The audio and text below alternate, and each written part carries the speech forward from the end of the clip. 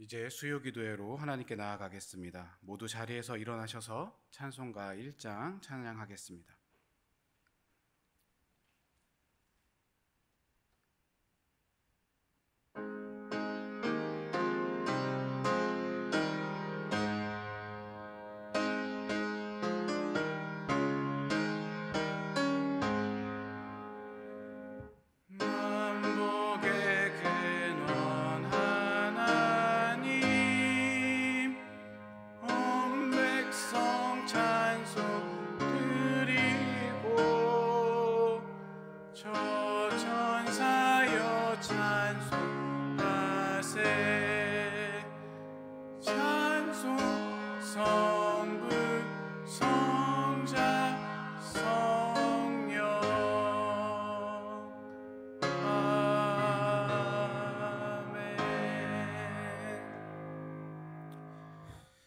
사랑이 많으신 하나님 아버지, 오늘도 우리를 수요 기도회로 불러주시고 찬양과 기도와 말씀으로 나아가게 하심을 감사드립니다.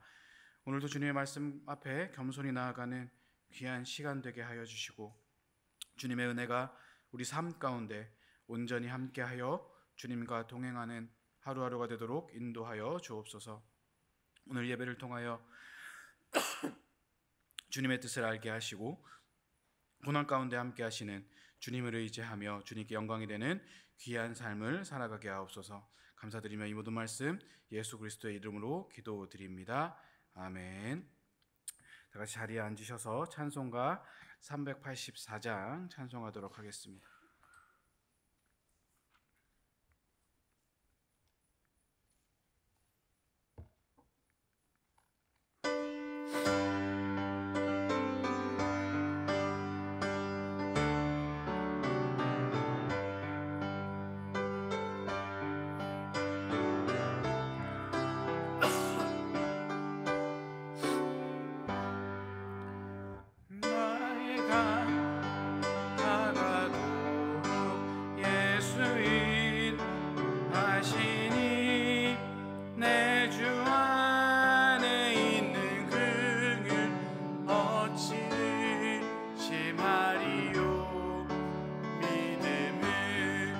사는 자는 하늘 위 받겠네. 이를 만나든지 만사형통하리라. 이를 만나든지 만사형통하리라. 나의 갈 길 다가도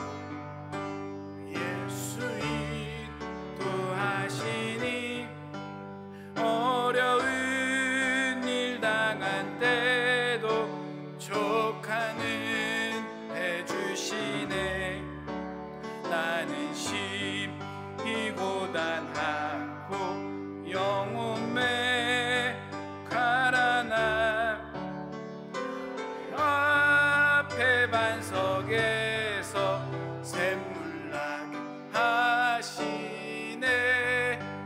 나의 앞에 반석에서 샘물 나게 하시네. 나의 갈 길 다가도록 예수 인도하시니. 그의 사랑 어찌 큰지 말로 알 수 없도다. 성령 감화받은 영혼 하늘 날아갈 때에 영영부를 날 찬송 예수님 하셨네. 영영부를 나의 찬송 예수님 하셨네. 아멘.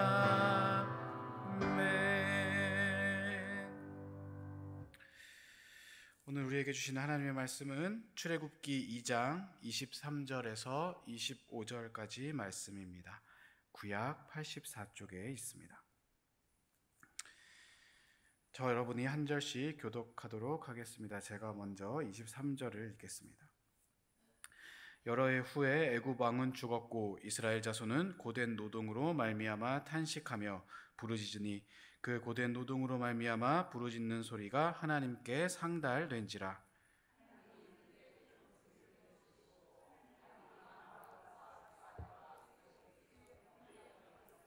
같이 읽겠습니다. 하나님이 이스라엘 자손을 돌보셨고 하나님이 그들을 기억하셨더라. 아멘. 오늘 본문을 보면 이스라엘 백성들은 이 고된 노동으로 탄식하고 있다라고 말씀을 합니다. 이스라엘 사람 요셉이 애굽의 총리가 되어서 이제 애굽을 흉년으로부터 이제 건져낸 것은 익히 알고 있는 놀라운 사실입니다. 그런데 이 요셉이 이 총리가 되어서 통치할 당시 애굽은 이 15대부터 이 17대까지 그 힉소스 왕조 시대였어요. 그러니까 그 이전 14대까지는 이 함족이 애굽 땅을 다스렸습니다. 그러다가 이 15대 때 이 셈족이 애굽을 이제 점령을 하게 됩니다. 그래서 3대 동안 애굽을 다스리게 되죠. 이 종살이하던 요셉이 이 총리까지 올라갈 수 있었던 이유는 요셉이 셈족이었고요. 이 셈족을 쓰는 것이 정치적으로 훨씬 유익했기 때문이라는 그 배경도 숨겨져 있습니다. 출애굽기 1장 8절 한번 다 같이 읽어보도록 하겠습니다. 요셉을 알지 못하는 새 왕이 일어나 애굽을 다스리더니, 요셉을 모르는 왕은 소위 신왕조 시대라고 할 수 있는 18대 왕조인 거예요. 다시 함족이 셈족으로부터 나라를 빼앗아 오게 되죠. 그래서 이제 함족의 시대가 되었습니다. 그러므로 이 함족 입장에서는 마치 우리가 그 일제강점기를 보내면서 일본에 대한 그런 분노가 있었던 것처럼 새 왕조나 잃어버린 그 세월에 대한 그런 분노와 아픔이 있었던 것입니다. 더군다나 계속 늘어나는 그 이스라엘 백성들이 쫓겨난 셈족과 다시 결탁을 해서 나라를 빼앗을지도 모른다라는 그 두려움이 더해졌기 때문에 의도적인 정책으로 이스라엘을 핍박하고 괴롭히고자 했던 것입니다. 이렇게 형언할 수 없을 정도로 고난이 극심한 때 모세가 태어나게 됐습니다. 이스라엘 백성들은 피라미드를 건축하고 나일강의 운하를 공사하고 또한 신전을 건축하고 바로의 국고성을 만들어서 죽을 고생을 하고 있었던 그런 상황이에요. 인구 억제 정책으로 중노동을 시켰는데 아이러니하게 그러면 그럴수록 그들은 아이들을 더 많이 낳게 됩니다. 그래서 남자아이가 태어나면 이 산파를 통해서 죽이려고 했지만 이 하나님을 두려워했던 산파 십보라와 부하가 우리가 가기 전에 애를 다 낳아서 어떻게 하지 못합니다 라고 하면서 그들의 정책은 실패를 하게 됩니다. 결국 그들은 마지막 수단으로 남자아이를 낳으면 이 나일강에 던지라고까지 하죠. 그렇게 끔찍한 상황임에도 불구하고 생육하고 번성하여 충만하도록 하시겠다라는 그 약속대로 이스라엘 백성들은 이 땅에 충만하게 됩니다. 자, 우리가 인생을 살아가다가 이 어려움을 만나게 되면 어떻게 해야 할까요? 부르짖어야 됩니다. 하나님께서는 부르짖는 소리를 들으시고 우리와 맺으셨던 언약, 우리 조상과 맺으셨던 그 언약을 기억하십니다. 그러므로 하나님의 선택받은 백성이 어려움이 왔는데 기도를 하지 않는다. 그러면 끝없는 미로를 헤맬 수밖에 없게 되는 것이죠. 이것이 첫 번째 코스입니다. 사람들은 위기를 만나면 살기 위해서 나보다 더 강력한 힘을 가진 그 어떠한 존재를 찾게 돼요. 우린 신을 찾게 되는 거죠. 그 동기가 이 신앙의 출발이라고 볼 수가 있는 겁니다. 어려운 이 환경은 내가 선택한 것이 아니라 하나님께서 나를 부르시는 부르심이라고 우리가 볼 수 있는 것이죠.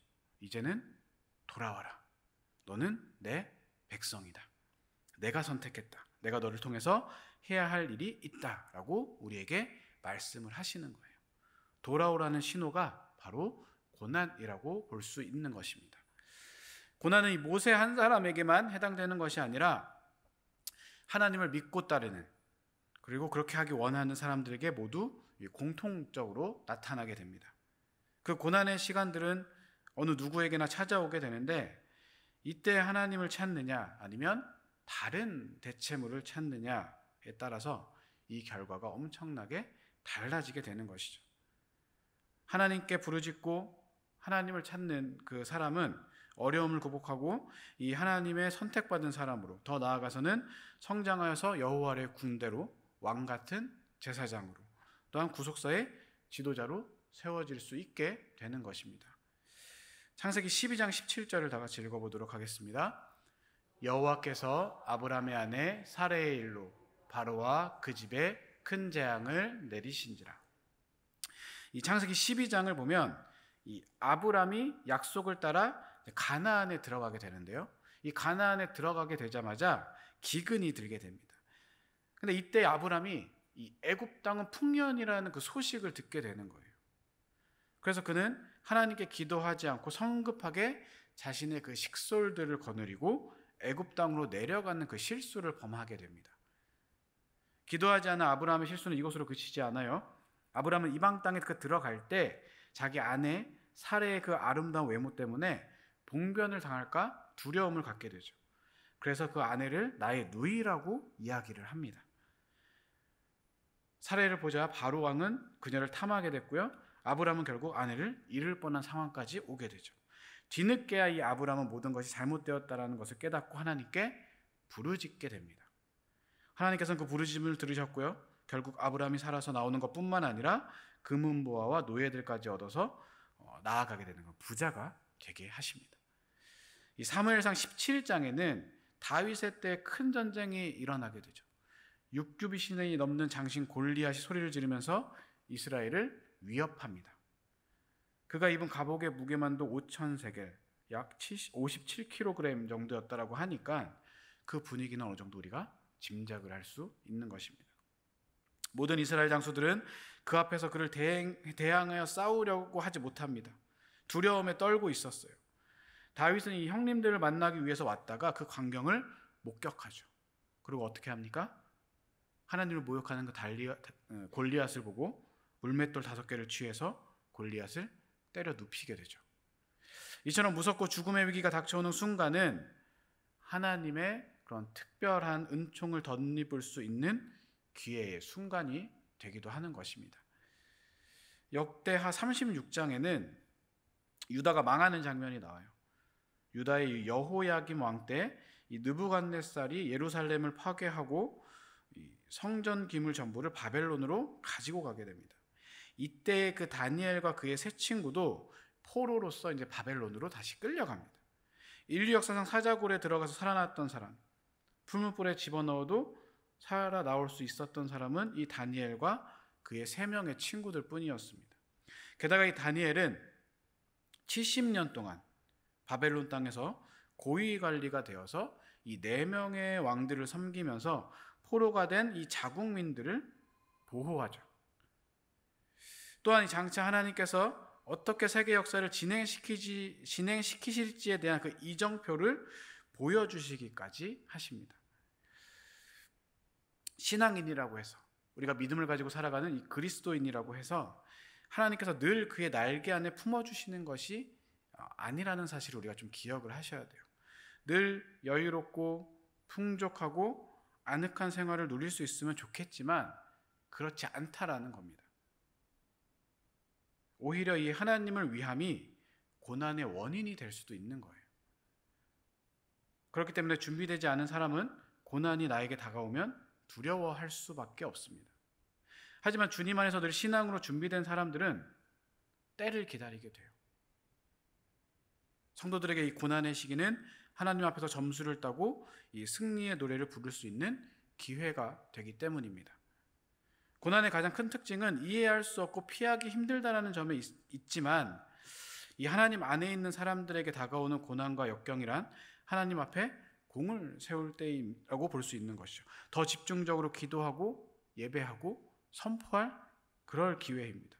그래서 이 준비된 신앙인에게는 위기가 오히려 기회가 될 수 있다라고 볼 수 있습니다. 그래서 계속 이렇게 꼬이는 환경은 이제 훈련이라고 볼 수 있는 거예요. 이 매일의 삶이 광야인 경우가 있습니다. 신앙대로 살려고 하지만 계속해서 꼬여요. 믿음 생활을 시작하고 또 열심히 해보겠다고 주일을 빠지지 않고 11조 생활도 빠짐없이 다 하고 기도 생활도 열심히 하는데 계속 일이 풀리지 않습니다. 꿈을 붙잡고 비전을 붙잡고 나아가지만 자꾸 뜻대로 되지 않아요. 그런 경우가 많습니다. 그래서 많은 사람들이 착각을 하죠. 하나님이 도와주시지 않는다. 나와 함께 하시지 않는다. 근데 이것은 하나님께서 돕지 않아서가 아니라 하나님께서 그 사람을 쓰시기 위해서 고난으로 훈련하고 계신다라는 겁니다. 요셉은 갈등 구조 속에서 성장했어요. 어머니가 일찍 돌아가시고 형제들의 시기와 질투로 인해서 노예로 팔려나가 10년 이상 종살이를 경험합니다. 그러다가 억울한 누명을 쓰고 감옥에 갇히기까지 하죠. 술 맡은 관원장의 꿈을 해석해 주어서 곧 풀려날 줄 알았는데 또한 2년씩이나 잊혀지게 됩니다. 광야를 극복하고 나면 또 광야인 거예요. 그러나 요셉은 하나님을 신뢰했습니다. 일찍이 하나님께서 주신 비전이 있었기 때문에 흔들리지 않고 그 마음을 지킬 수가 있었던 거예요. 마침내 하나님께서는 요셉을 나라를 살리는 생명의 부양자로 세워주십니다. 사도행전 8장 1절은 이렇게 말씀합니다. 다 같이 읽어보도록 하겠습니다. 사도행전 8장 1절입니다. 없나요? 제가 읽어드릴게요. 사울은 그가 죽임당함을 마땅히 여기더라. 그날에 예루살렘에 있는 교회에 큰 박해가 있어 사도 외에는 다 유대와 사마리아 모든 땅으로 흩어지니라. 이렇게 말씀합니다. 그러니까 초대교회 때 베드로가 한번 설명하면 3,000명, 5,000명 막 이렇게 회심하는 사람들이 늘어났어요. 이때 당시 예루살렘의 인구가 15만 명 정도로 추정을 하거든요. 굉장히 많은 사람들이 하나님을 믿고 구원을 받았다라는 겁니다. 스데반이 순교당하고 핍박이 일어나자 사도들은 교회를 지키기 위해서 남아 있었지만 일반 성도들은 다 도망할 수밖에 없었습니다. 빌립이 도망쳐서 사마리아 성에 들어갔어요. 사마리아는 어떤 지역이냐? 아수르가 이스라엘 땅을 침공할 때 혼혈 정책을 썼던 지역입니다.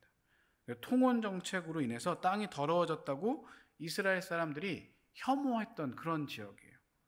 그러니까 정상적인 상황이라면 빌립이 전도 여행을 가지 않았을 그런 장소였다라는 겁니다.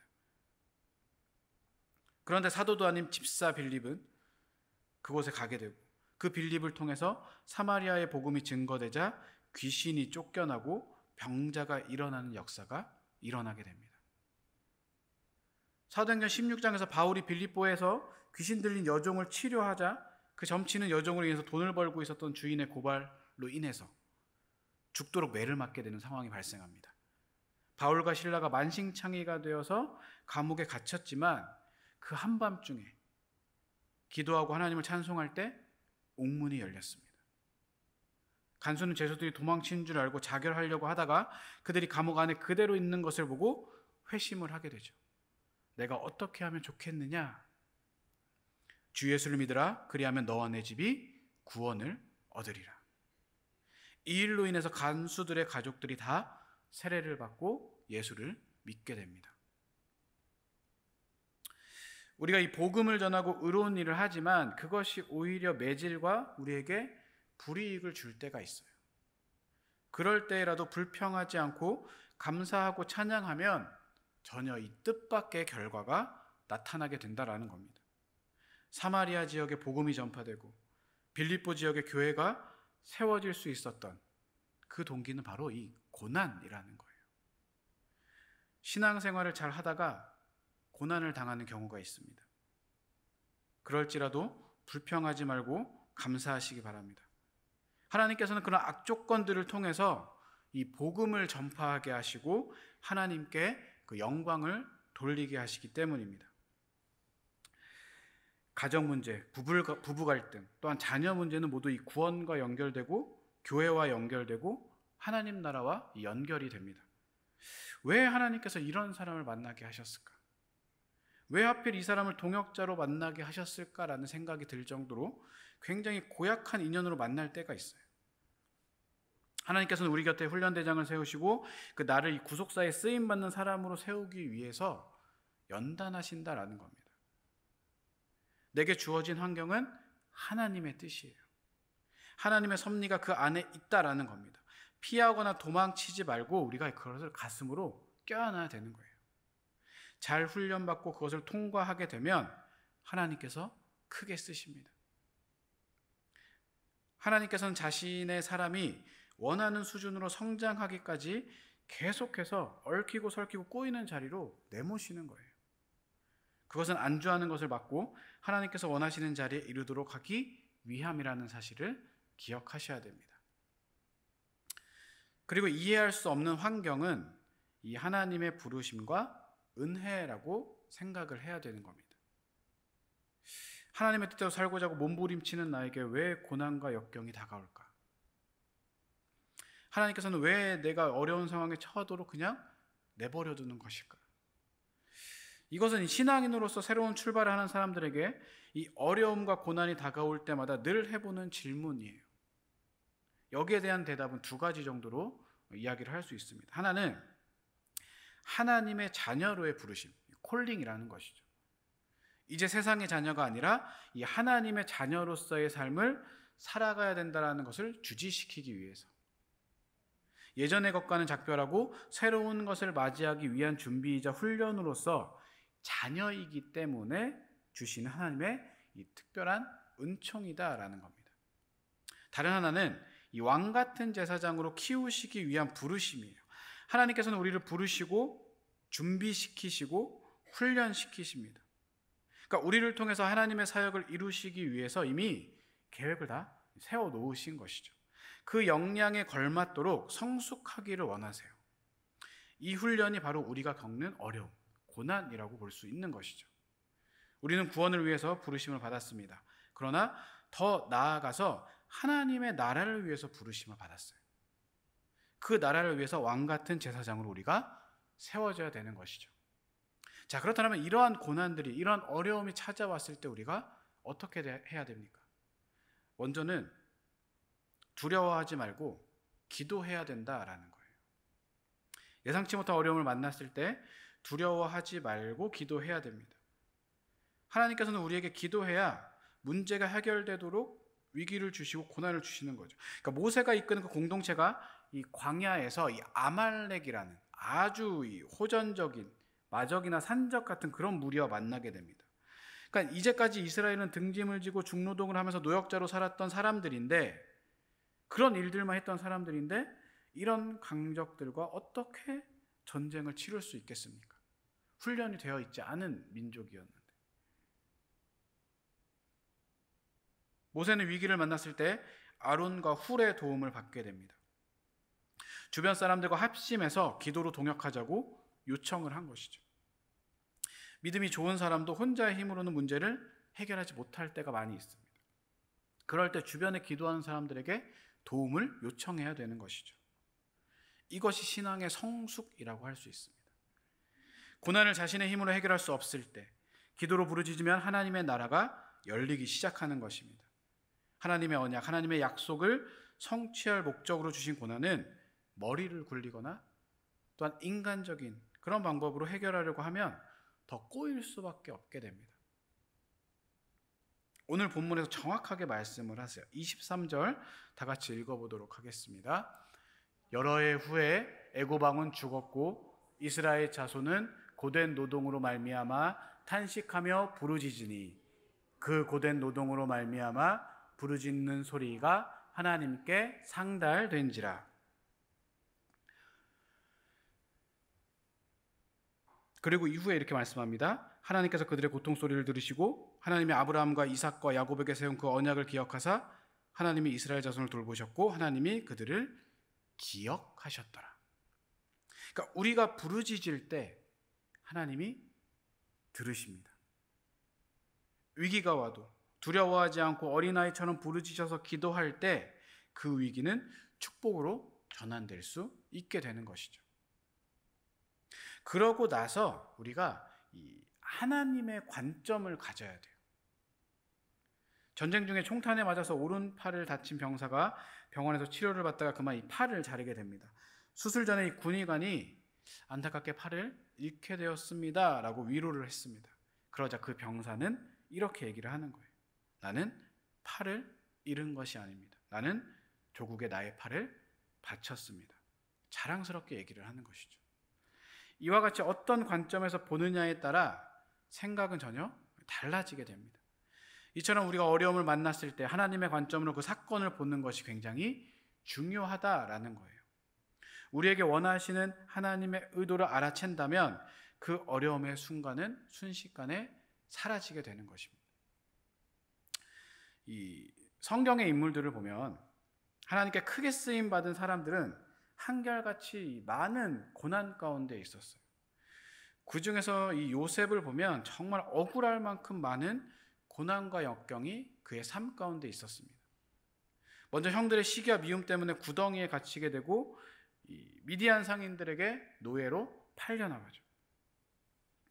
그 이후에 또 하나님의 은혜로 이 바로의 시위대장이었던 보디발의 집에 들어가서 능력을 인정받아 집안의 모든 것을 관리하는 그 총무의 위치까지 올라가게 되지만 또한 그 보디발의 아내의 유혹을 거절해서 누명을 쓰고 감옥에 또 갇히게 됩니다. 이렇게 억울한 일들이 연달아서 요셉에게 닥쳐와요. 자, 우리가 이런 상황을 맞이하게 된다면 어땠을 것 같습니까? 너무나도 억울하고 분통하고 좀 제대로 살아가기 힘들지 않았을까요? 나는 잘못한 게 없는데 세상이 나를 도와주지 않아서 버티는 게 쉽지 않았을 거라고 생각이 듭니다. 하지만 요셉은 자신의 이러한 상황들로 인해서 좌절하거나 절망하지 않아요. 물론 억울함은 있었을 수 있습니다. 자신이 잘못한 게 없기 때문에. 하지만 요셉은 이렇게 어렵고 힘든 상황 가운데 하나님의 관점으로 생각을 합니다. 신실하신 하나님에 대한 믿음이 있었다라는 거예요. 그랬기 때문에 매일매일 하나님과 동행하는 삶을 살아갈 수 있었고요. 하나님께 크게 쓰임을 받게 됩니다. 그에게 많은 고난과 어려움이 있었지만 끝까지 하나님의 때를 기다리면서 참고 견뎌냈다라는 겁니다. 그 모든 것이 하나님의 인도하심이었다라는 것을 창세기 45장 5절에서 이렇게 고백합니다. 다 같이 읽어보도록 하겠습니다. 창세기 45장 5절 말씀입니다. 당신들이 나를 이곳에 팔았다고 해서 근심하지 마소서, 한탄하지 마소서. 하나님이 생명을 구원하시려고 나를 당신들보다 먼저 보내셨나이다. 아멘. 꽃은 흔들리면서 피고 나무는 세찬 비바람의 고난 속에서 강한 나무로 세워지게 됩니다. 이처럼 비바람에 젖고 고난의 세파에 시달리면서도 하나님의 종들은 일어나게 돼요. 질병으로 고생하다가 치료하시는 하나님을 만난 사람들이 있습니다. 자녀 때문에 애타는 고통을 겪다가 나 자신 때문에 오랜 시간 애달파하시는 주님의 마음을 경험하는 사람들도 계십니다. 하나님을 신뢰하고 부르심을 받은 자들이 합력하여 선을 이룬다라는 사실을 선포하게 되면 그 즉시 고난이 축복으로 바뀔 수 있는 것입니다. 그리고 마지막으로 하나님을 신뢰해야 돼요. 우리는 이 시키는 대로, 말씀하시는 대로 한 걸음씩 나아가기만 하면 됩니다. 하나님만 바라보면서 묵묵히 나아가는 거예요. 지금은 아무것도 할 수 없고 무기력하고 무능력해 보일 수 있습니다. 모든 것들이 어렵고 답답하고 얽혀있고, 하지만 그것은 하나님께서 우리를 외면하시는 것이 아니라는 거예요. 모든 것에는 다 하나님의 의도된 계획하신 섭리가 있다는 사실을 기억하시기 바랍니다. 많은 사람들이 이 하나님을 믿는다고 하면서 하나님을 신뢰한다고 고백하면서 정작 그 중요한 순간에는 하나님을 의지하는 것이 아니라 자신의 생각대로 인간적인 방법으로 결정하고 행동을 하게 됩니다. 그러니까 하나님을 신뢰하지 않기 때문에 기도하지 않게 되는 것이죠. 기도 없이 그냥 자신의 생각대로 결정을 합니다. 그러고 나서 결과가 잘못되면 하나님께 따져요. 자신에게 잘못이 있다는 것을 알지도 못합니다. 정말 예수님을 믿고 하나님을 믿는다면 우리가 해야 될 일은 하나님의 음성에 귀를 기울여야 되는 것이죠. 내 생각과 다르더라도 하나님을 신뢰하면서 그 뜻에 순종해야 됩니다. 지금 여러 가지 상황 가운데 혹시 어렵고 힘드십니까? 기도하시기 바랍니다. 또한 말씀을 묵상하시기 바랍니다. 그 가운데에 하나님께서 말씀해 주실 것입니다. 주시는 말씀을 신뢰해서 순종할 수 있기를 바랍니다.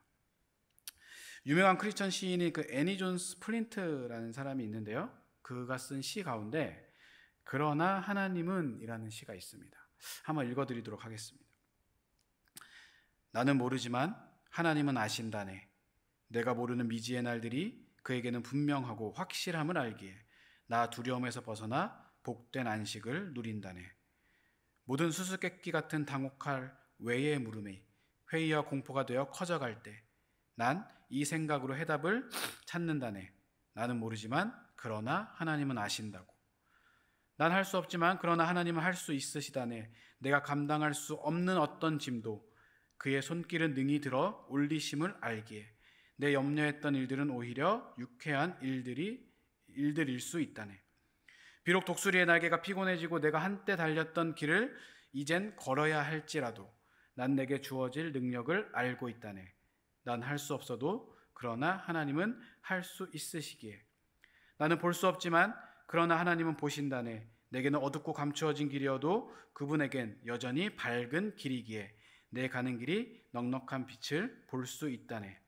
내 긴장되고 충혈된 눈이 안식 가운데 눈 감을 수 있고 평화로움 속에 잠들 수 있는 이유는 나는 보지 못하나 그러나 하나님은 보시기 때문이라네. 모든 것을 주관하시고 다 아시는 그 하나님을 신뢰하면서 그분의 뜻을 구한다면 어려움을 넉넉히 이길 수 있는 능력을 경험할 것입니다.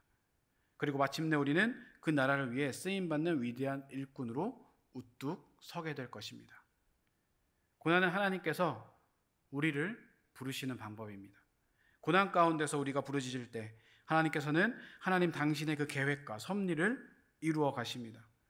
그러므로 우리에게 고난이 다가올 때 두려워하지 말고 기도로 하나님 앞에 나아가는 우리 일산승리교회 성도들이 될 수 있기를 간절히 소원합니다.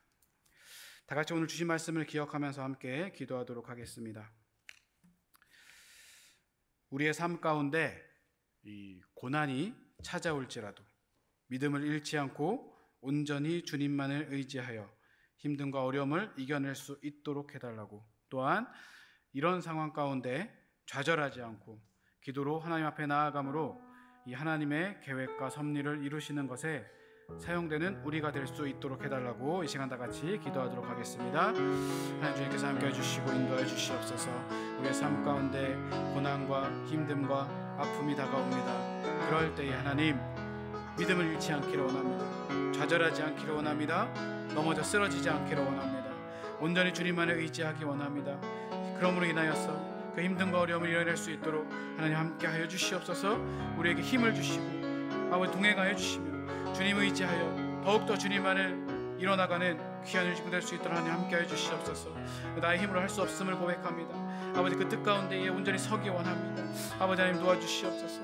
아버지 하나님 더욱더 기도함으로 하나님의 뜻을 알게 하시고 하나님의 뜻을 알았을 때에 온전히 아버지 순종함으로 나아갈 수 있도록 도와주시옵소서.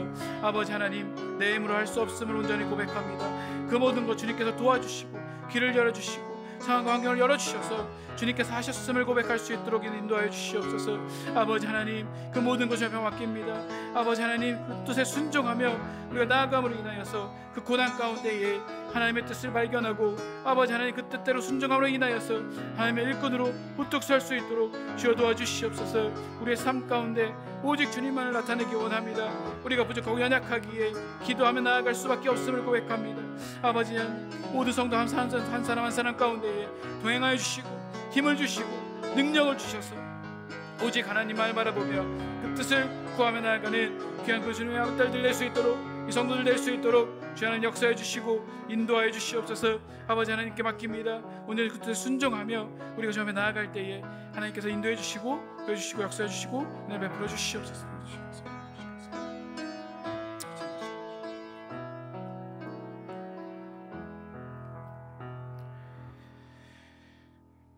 하나님 우리가 세상을 살아가면서 힘들고 어려운 상황 가운데 놓임을 경험합니다.